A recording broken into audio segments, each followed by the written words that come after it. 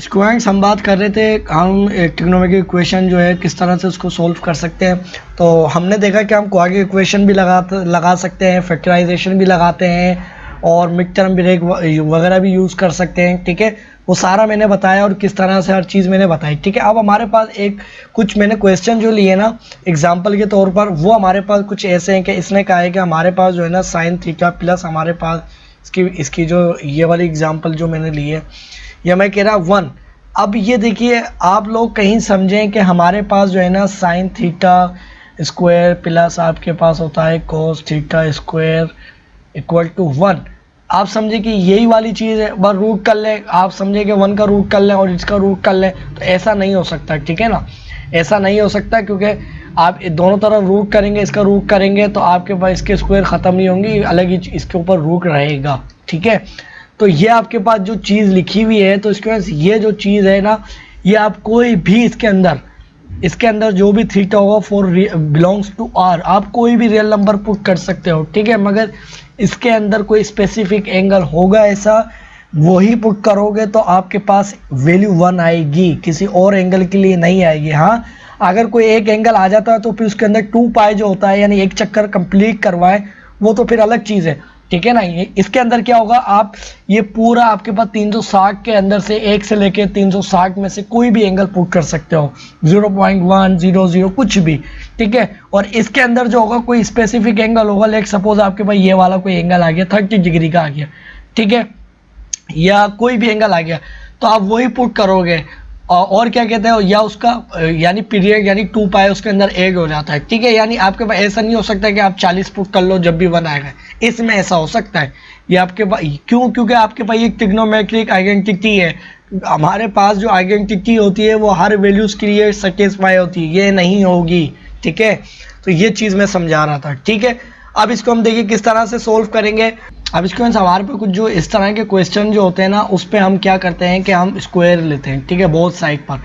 तो आप देखिए मैं इसका भी स्क्वायर करूँगा, इसका भी स्क्वायर करूँगा, तो हमारे पास ये क्या वैल्यू हो जाएगी, तो हमारे पास जो है ना साइन थीटा स्क्वायर प्लस हमारे पास कोस थीटा स्क्वायर। ठीक है, और हमारे पास प्लस 2 साइन यानी 2ab। ठीक है, ये ए स्क्वायर ए प्लस बी का होल स्क्वायर जो होता है फार्मूला, वो वाला अगर आपको याद नहीं तो आप देख लीजिएगा खुद से। ठीक है, और ये राइट साइड पे क्या आ जाएगा, तो ये 1 का स्क्वायर 1। ठीक, अब आप कोई सी भी वैल्यू इसके अंदर से रिप्लेस कर सकते हैं, आपकी मर्जी, आप कोई सी भी वैल्यू रिप्लेस करें। ठीक है, मैं साइन की रिप्लेस करता हूँ, तो हमारे पास ये कोस उधर जाएगा, तो हमारे पास ये क्या हो जाएगा, ट्रिग्नोमेट्रिक आइडेंटिटी अप्लाई करें अगर हम, तो हमारे पास ये इक्वल हो जाएगा 1 माइनस कोस थीटा। ठीक है, और अब हमारे पास जो है ना ये क्या हो जाएगा, तो हमारे पास 1 माइनस कोस थीटा स्क्वायर। ठीक है, ये चीज़ हमारे पास इसकी जगह आ गई। ठीक है, और हमारे पास प्लस क्या हो रहा था कोस थीटा, बाकी चीज़ें एज इट इज आ जाएंगी हमारे पास। ठीक है, और हमारे पास प्लस 2 साइन और हमारे पास कोस। ठीक है, और अब हमारे पास क्या होगा, इक्वल टू 1, और इक्वल टू 1 था, 1 इधर से भी कैंसिल, इधर भी क्योंकि एडिटिव इनवर्स -1 और -1 इधर भी एक हुआ। ठीक है, कैंसिल हुआ, ये आपस में दोनों कैंसिल हुआ है, सिर्फ हमारे पास क्या बचा है, हमारे पास 2 साइन कोस थीटा, ये भी थीटा है, और इक्वल टू 0, और 0 इधर आके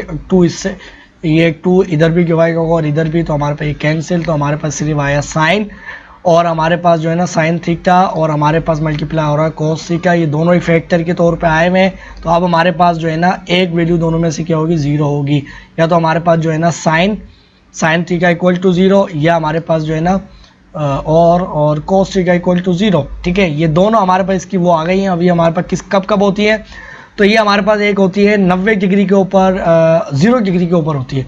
तो ये देखिए मेरे पास जो है ना 0 डिग्री के ऊपर साइन की वैल्यू क्या है, 0। ठीक है, तो अब इसका सोल्यूशन सेट अगर मैं बनाऊंगा, देखिए मैंने यहाँ पर लिख दिया था, तो मैं क्या बना सकता हूँ कि हमारे पास जो है ना ये इसकी वैल्यू क्या बनी है, इधर मैं लिख दूँ थीटा, और हमारे पास क्या बना है 0 डिग्री के ऊपर हमारे पास साइन की वैल्यू क्या होती है, 0। ठीक है, और दूसरी हमारे पास जो आई है, अगर मैं इधर लाइन लगा के इधर दिखाऊँ तो हमारे पास कॉस, और हमारे पास ये प्लस माइनस 90 डिग्री लिखूंगा मैं। ठीक है, इक्वल टू 0। अब मैं क्यों लिखूंगा, देखिए वो इसलिए क्योंकि हमारे पास कोस देखिए यहाँ पर भी 0 है। ठीक है ना, और हमारे पास -90 डिग्री के ऊपर भी 0 है। ठीक है, इवन फंक्शन होता है हमारे पास, आप लोग जानते हैं कि हम कोई एंगल पॉजिटिव की तरफ चले और वही नेगेटिव की तरफ, तो वैल्यू हमारे पास क्या होती है, सेम आती है, इक्वल आती है। ठीक, तो हमारे पास इसके लिए क्या बन जाएगा, तो इसके लिए मैं क्या लिख सकता हूँ, पाई बाय एन लिखूंगा मैं। पाई बाय एन क्यों लिख रहा हूँ इसको, तो वो मैं इसलिए लिख रहा हूँ कि एन हमारे पास जब जीरो होगा तो ये जीरो हो जाएगी, तो 0 डिग्री के ऊपर जीरो।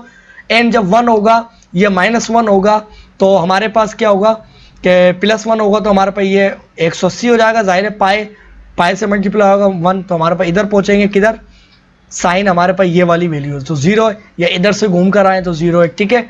और ये हमारे पास वैल्यू आ गई, और यूनियन किसके साथ होगी, तो हमारे पास है माइनस, इसको रेडियन में लिखेंगे π/2, ठीक है। और हमारे पास एक क्या होगा 2n पाई, ठीक है। ये हमारे पास वैल्यू आ गई, और लिख देता हूँ for all n belongs to n integer, ठीक है। n सही बना लेता हूँ बल्कि मैं। तो ये सारी वैल्यू जो देखिए हमारे पास जो है ना 90 डिग्री के ऊपर भी 0 होती है। अगर आप खुद से भी एंगल पुट करेंगे तो आपके पास वैल्यू क्या आएगी, 1 ही आएगी। देखिए आप यहाँ पर भी मैं समझा दूँ, देखिए अगर मैं 0 रखता हूँ तो 0 डिग्री एंगल रखता हूँ, तो 0 डिग्री के ऊपर ये हमारे पास वैल्यू क्या हो जाती है 0, और प्लस हमारे पास क्या होगी, इसके ऊपर ये 1 होती है, तो हमारे पास 1 = 1 ही आएगी, ठीक है। अगर मैं 90 डिग्री रखता हूँ तो 90 डिग्री के ऊपर जो है ना हमारे पास ये वैल्यू 90 डिग्री के ऊपर क्या होती है 1, और ये वाली क्या होती है 0, तो हमारे पास ये इक्वल किसके आएगी 1 के ही बराबर आएगी। तो ये हमारे पास थी इसकी इक्वेशन, इसको हमने सोल्व किया है, ठीक है। ये हमारे पास इक्वेशन थी, कोई आइडेंटिटी नहीं थी, ठीक है। हमने एंगल देख लिया। अब मैं इसकी दूसरी एग्जाम्पल देखूँ अगर, अब इसको देखिए हमारे पास ये क्वेश्चन आ गया है। देखिए हमारे पास ये कुछ ये जो हमारे पास क्वेश्चन कुछ इस तरह से कि हमारे पास जो है ना एक बड़ा रूट है, हमारे पास cos थीटा हो रहा है, ठीक है। फिर उस रूट के अंदर एक रूट आ रहा है cos थीटा, फिर इस रूट के अंदर एक रूट आ रहा है cos थीटा, ठीक है। और फिर हमारे पास इसके अंदर एक और रूट आ गया इसी तरीके से सोन, और ये इक्वल आ रहा है 1 के। अगर मैं इधर भी स्क्वायर करूँ, इधर भी स्क्वायर करूँ, तो मेरे पास 1 का स्क्वायर 1, तो हमारे पास ये वाला स्क्वायर खत्म हो जाएगा, तो हमारे पास cos थीटा, फिर से हमारे पास ये वाले रूट ले जाएंगे cos थीटा, फिर इस रूट के अंदर एक और रूट cos थीटा, ठीक है। फिर हमारे पास जो है ना इस रूट के अंदर एक और रूट cos थीटा, इसी तरीके से हमारे पास ये वैल्यू चलते जाएंगी, ख़त्म नहीं हो रही है, ठीक है।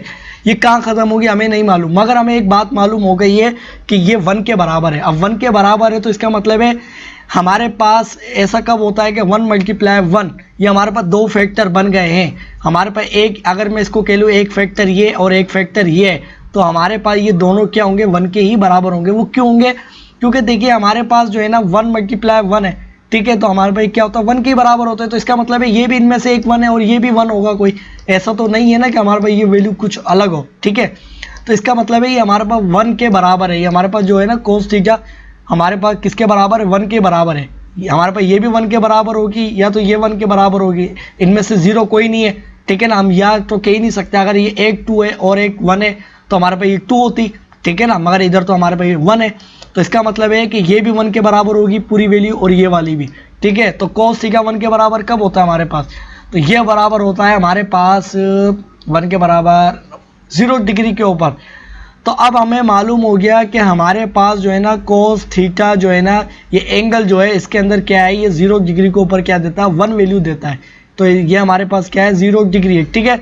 तो इसके ऊपर भी हमारे पास ये क्या है, फिर इसका रूट हो रहा है किसके साथ cos थीटा, हमारे पास ये 0 डिग्री, ठीक है। और इसी तरीके से सो ऑन, ठीक है। इसी तरीके से मैं एक और रूट ले लेता हूँ, इसके अंदर रूट लिया ये cos थीटा, और हमारे पास क्या है इसके बराबर, और इसी तरीके से सो ऑन, ठीक है। और ये हमारे पास इक्वल किसका है 1 के। अब देखिए हमारे पास ये 1 के बराबर है, ठीक है। अब देखिए ये इसके अंदर जो वैल्यू लिखी हुई है ये बेसिकली हमारे पास किसके बराबर है 1 के बराबर है, यानी हमारे पास ये √1 है, ठीक है। फिर इसके अंदर रूट है, ये भी 1 के बराबर है, तो हमारे पास 1, ठीक है। इसी तरीके से हमारे पास इसके अंदर जो रूट आएगा वो cos के बराबर होगा, तो वो भी 1 के बराबर होगा। तो अब हमारे पास ये देखिए जितने भी इनके रूट में करता जाऊं सारे रूट 1 के ही बराबर होंगे, ठीक है। तो इसका मतलब है कि हमारे पास nth रूट जो होगी ना इसकी वो 1 ही होगी। तो हमारे पास ये क्वेश्चन जो होगा वो हमारा क्या होगा 1 = 1। तो हमारे पास वो किस एंगल के लिए होगा वो हमने देख लिया कि हमारे पास अगर मैं सोल्यूशन सेट बनाऊं, ठीक है ना, वो हमारे पास किस एंगल के लिए हो रहा है, हमारे पास 1 डिग्री के लिए हो रहा है, यानी मैं लिख सकता हूँ n पाई, ठीक है, n पाई लिख सकता हूँ, ठीक है। ये इसका सोल्यूशन है। हम 180 लिखें या क्या कहते हैं हम 0 लिखें, 0 डिग्री लिखें, हमारे पास वैल्यू क्या देगा cos 0 देगा, और हर cos वैल्यू हमारे पास क्या होती है 1 के बराबर होती है। अब 1 का रूट करते जाऊँ और आपस में जितने भी 1 हो आपस में मल्टीप्लाई कर लूँ, 1 मल्टीप्लाई, तो हमारे पास वो 1 के ही बराबर आएंगे, ठीक है। तो हमने इसको फाइंड आउट करा। अब स्टूडेंट्स हमारे पास जो है ना ये देखिए कोई हमारे पास एग्जाम्पल नंबर इसकी 4 है। देखिए अब इसको हम किस तरह से सॉल्व कर सकते हैं। तो ये देखिए हमारे पास जो है ना क्वेश्चन क्या लिखा हुआ है, इसको देखिए मैं डायरेक्टली सॉल्व करता हूँ। देखिए हमारे पास 4 sin² फिर हमारे पास मल्टीप्लाई हो रहा है टेन थीटा, फिर हमारे पास प्लस 4 साइन, ठीक है, फिर माइनस टेन थीटा, फिर हमारे पास इक्वल टू 3, ठीक है। अब इसको देखिए हम किस तरह से सोल्व करेंगे। तो अब देखिए हमारे पास जो है ना इसके अंदर हमारे पास मैं कुछ कॉमन ले सकता हूँ, तो मैं इसके अंदर कुछ कॉमन नहीं ले सकता फिलहाल, तो मैं कुछ कॉमन नहीं ले सकता, ठीक है। अब देखिए मैं क्या करूँ, इसको किस तरह से सोल्व करूँ इसके अंदर से। अब मैं क्या करता हूँ, देखिए इसके अंदर देखिए 4 साइन, ठीक है, और हमारे पास जो है ना थीटा इधर में ले लिया, ठीक है, और हमारे पास ten theta as it is, ठीक है। इन सब के अंदर देखिए एंगल सेम है, ठीक है। और अब हमारे पास आ गया, ठीक है, टेन थीटा, और हमारे पास ये प्लस 4, और हमारे पास क्या आ गया साइन स्क्वायर, ठीक है। और हमारे पास जो है ना, और हमारे पास ये इक्वल किसके आ जाएगा, तो हमारे पास ये इक्वल आ जाएगी सारी, देखिए दोनों वैल्यू जो है उधर आके क्या हो जाएंगी, प्लस हो जाएंगे। तो हमारे पास प्लस 3, ठीक है, tan theta as it is, और हमारे पास प्लस ये इधर आ गई, ठीक है, और ये हमारे पास क्या आ गई, ये 3 प्लस हो जाएगा, ठीक है। ये हमारे पास वैल्यू आ गई। अब देखिए इधर से मैं 4 कॉमन लेता हूँ, इधर से 3 कॉमन लेता हूँ, ठीक है। 4 कॉमन लिया, बल्कि मैं 4 साइन कॉमन लेता हूँ, ठीक है ना। इधर मैं लेता हूँ 4 साइन, अगर मैं इधर कॉमन लेता हूँ तो मेरे पास साइन थीटा स्क्वायर कॉमन लेता हूँ बल्कि, ठीक है। तो मेरे पास ये वैल्यू क्या हो जाएगी, हमारे पास ये हो जाएगी 10, ठीक है, और हमारे पास 10, ठीक है, और हमारे पास प्लस क्या हो जाएगी इधर, सिर्फ इधर हमारे पास ये पूरी बाहर आ चुकी है, हमारे पास प्लस 1 बचेगा, ठीक है। और हमारे पास इक्वल ये किसके आ जाएगी 3 10, ठीक है, और हमारे पास जो है ना ये प्लस 3 ये हमारे पास इसके बराबर आ गई, ठीक। अब देखिए हम क्या करेंगे, तो इसको हमारे पास जो है ना, हमारे पास अगर मैं इधर से सॉरी मुझे इधर से 3 कॉमन लेना था ना, तो अगर मैं इधर से 3 कॉमन लेता हूँ तो हमारे पास इधर थीटा बचेगा, और इधर हमारे पास क्या बचेगा, प्लस 1 बचेगा, ठीक है।